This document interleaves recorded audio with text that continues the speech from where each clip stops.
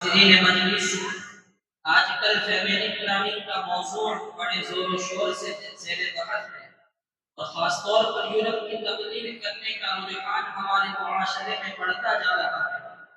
Europe میں family planning کا تصور آزادی ذاتی فیصلے کے طور پر کیا جاتا ہے، مگر اسلام ہمیں بتاتا ہے کہ ہمارے فیصلے صرف ذاتی نہیں بلکہ اللہ کی رضا اور معاشرتی مفادات میں تابع ہونے چاہیے۔ اسلامی تعلیمات ہمیں بتاتی ہے کہ فیملی کی بنیاد صرف بچوں کی تعداد پر نہیں بلکہ ان کی اچھی تربیت، صحیح پرورش اور اسلامی اقدار کی تعلیم پر ہونی چاہیے۔ اسلام نے ہمیں واضح رہنمائی دی ہے کہ ہماری فیملی پلاننگ کا مقصد صرف ذاتی آزادی نہیں بلکہ اللہ کی رضا اور ایک مستحکم خوشحال معاشرتی نظام کی تشکیل ہے۔ تو آئیے اس اہم موضوع پر اپنی قیمتی بات پیش کرنے کے لیے میں دعوت دیتا ہوں عزیزم اسامہ بن غفار رضی متعلم درجہ عربی اول کو کہ وہ آئے اور اپنی تقریر پیش کریں۔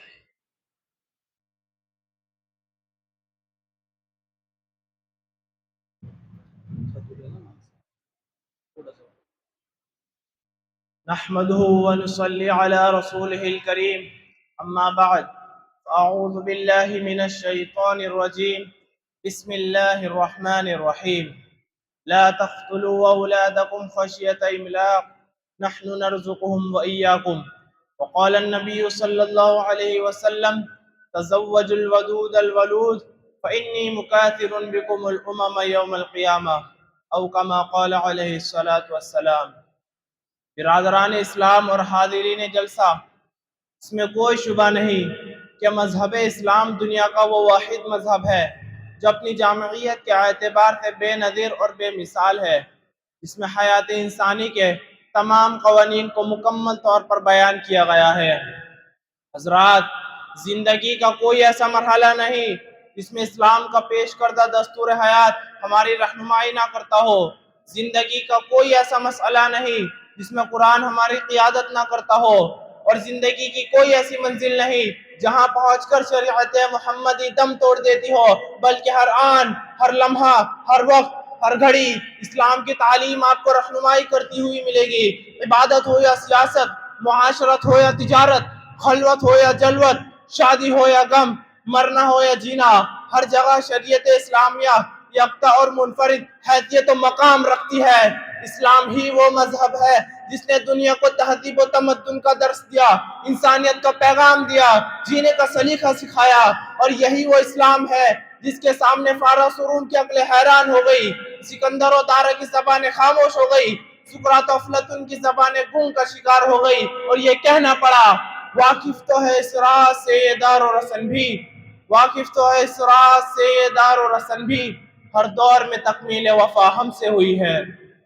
سامعین کرام، اسلام کا کٹر دشمن یورپ، قرآن کو مٹانا جس کا مشن رہا ہے، جس نے ہر دور میں اسلام کی مخالفت کی ہے، اس کی طرف سے یہ آواز اٹھائی جاتی ہے کہ قرآنی تعلیمات پر غور کرنے کی ضرورت ہے، اسلام کے اعلی قوانین میں تغیر کی ضرورت ہے۔ زمانہ بڑی رفتار سے عروج کے منازل طے کر رہا ہے، حالات بدل چکے ہیں، آبادی سے زمین تنگ ہو چکی ہے، کثرت اولاد ترقی کے لیے رکاوٹ ہے، اس لیے قرآن اگر تعدد ازدواج کو جائز قرار دیتا ہے تو اسے بدلا جائے۔ پیغمبر اسلام نے تناکحوا وتناسلوا فرمایا ہے تو اس پر غور کیا جائے۔ اسلام نے اگر کثرت اولاد کو بنظر تحسین دیکھا ہے تو اس پہ نظر ثانی کی جائے۔ یہ وقتی باتیں تھی، اب ان کی گنجائش نہیں۔ جگہ جگہ نسل بندی اور فیملی پلاننگ کی آواز اٹھائی جا رہی ہے، سڑکوں اور چوراہوں پر ہم دو ہمارے دو، ایک کے بعد ابھی نہیں، دو کے بعد کبھی نہیں کا ایسا نعرہ لگایا جاتا ہے۔ لیکن یاد رکھو دوستو، قرآن خداوند قدوس کی آخری کتاب ہے، اب اس کے بعد کوئی کتاب نہیں آئے گی۔ قرآن کا قانون قیامت تک چلتا رہے گا، چاہے زمانے میں کتنا انقلاب ہو جائے، حالات میں کتنا تغیر و تبدل ہو، دنیا لاکھ کروٹیں بدل لے، اسلام کا قانون نہیں بدلا جائے گا۔ جب تک چاند سورج ستارے کا نظام چلتا رہے گا، اسلام کا قانون بھی جاری رہے گا، اسلامی تعلیمات کبھی فرسودہ نہیں ہو سکتے۔ شاعر کہتا ہے قول محمد قول خدا، فرمان نہ بدلا جائے گا، ہے قول محمد قول خدا، فرمان نہ بدلا جائے گا۔ بدلے گا زمانہ لاکھ مگر قرآن نہ بدلا جائے گا۔ لیکن ذرا دیکھیے تو صحیح، مغرب زدہ ذہن کے لوگ بیٹھ کر حساب لگاتے ہیں کہ 10 سال میں ملک کی آبادی 1.5 کروڑ بڑھ گئی، 100 سال میں 4 گنی ہو جائے گی، اتنا آدمی کہاں سمائیں گے؟ مگر اے اسلام جاہلی قوانین پر اعتراض کرنے والوں، کیا تم نہیں دیکھتے کہ جس خدا نے ہزارہ سال سے انسانوں کی بستی زمین پر بسا رکھی ہے وہ خود مسئلے کو حل کرتا رہا ہے اور کرتا رہے گا؟ اللہ تعالیٰ نے ارشاد فرمایا وَمَا مِن دَابَّةٍ فِي الْأَرْضِ إِلَّا عَلَى اللَّهِ رِزْقُهَا، زمین پر چلنے پھرنے والی تمام چیزوں کا رزق خدا کی ذمہ ہے۔ ایک جگہ فرمایا إِنَّ اللَّهَ هُوَ الرَّزَّاقُ ذُو الْقُوَّةِ الْمَتِينُ، اور ایک جگہ فرمایا إِنَّ اللَّهَ يَرْزُقُ مَن يَشَاءُ بِغَيْرِ حِسَاب، اللہ تعالیٰ جس کو چاہے بے حساب رزق دیتا ہے۔ چنانچہ یہ وسائل جو آج ہم دیکھ رہے ہیں پہلے نہیں تھے، جو آبادی بڑھی اس کے ساتھ معیشت کے اسباب و ذرائع بھی پھیلتے رہے۔ ہزارہ برس قبل چولہے پر رکھی ہوئی ہنڈیا سے اٹھتی ہوئی بھاپ دکھائی دے رہی تھی، مگر کسی کو اندازہ نہ تھا کہ 18ویں صدی کے نصف اخیر میں یہی بھاپ رزق کے کتنے دروازے کھولنے والی ہے۔ کچھ دن پہلے کسی کے خواب و خیال میں بات نہیں تھی کہ بہت جلد زمین کے پیٹ سے پیٹرول کے چشمے ابلنے والے ہیں، اور اس کے ساتھ موٹروں اور ہوائی جہازوں کی صنعت ابھر کر معیشت کی ایک دنیا برپا کر دینے والی ہے۔ پہلے ڈاک کے ذریعے لوگ ایک جگہ سے دوسری جگہ اپنا پیغام بھیجتے تھے، مگر آج کمپیوٹر اور انٹرنیٹ کا زمانہ ہے۔ ذرا بتاؤ تو صحیح کہ ان تمام چیزوں میں کس کی کرشمہ سازی ہے؟ کس نے یہ ذہن دیا؟ کس نے یہ سبق پڑھایا؟ اور بتاؤ تو صحیح کس نے تم کو زمین پر چلنا سکھایا؟ ان تمام سوالات کا جواب کیا دو گے؟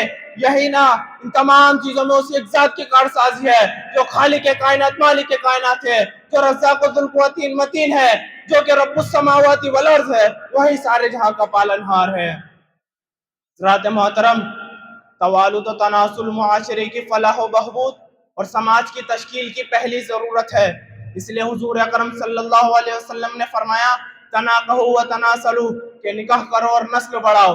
ایک موقع پر ارشاد فرمایا تزوجوا الودود الولود فإنی مکاثر بکم الامم یوم القیامہ، زیادہ بچے دینے والی اور زیادہ محبت کرنے والی عورت سے شادی کرو تاکہ کل قیامت میں تمہاری کثرت پر فخر کروں گا۔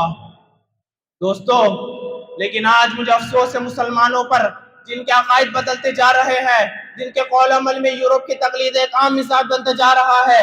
غیر مسلموں کی طرح مسلمانوں میں بھی یہ احساس جاغزی ہوتا جا رہا ہے کہ فیملی پلاننگ ایک بہترین عمل ہے، ورنہ ہماری زمینیں تقسیم ہو جائے گی، دولتیں بڑھ جائے گی اور ہم بھوکے مر جائیں گے۔ کتنے دکھ کی بات ہے۔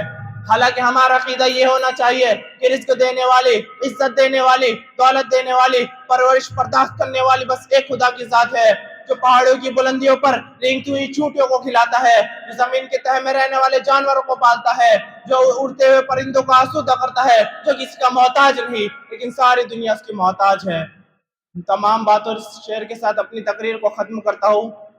تقلید پہ یورپ کی رضامند ہوا تو، تقلید پہ یورپ کی رضامند ہوا تو، مجھ کو گلا تجھ سے ہے یورپ سے نہیں۔ وآخر دعوانا الحمدللہ رب العالمین۔ ماشاءاللہ۔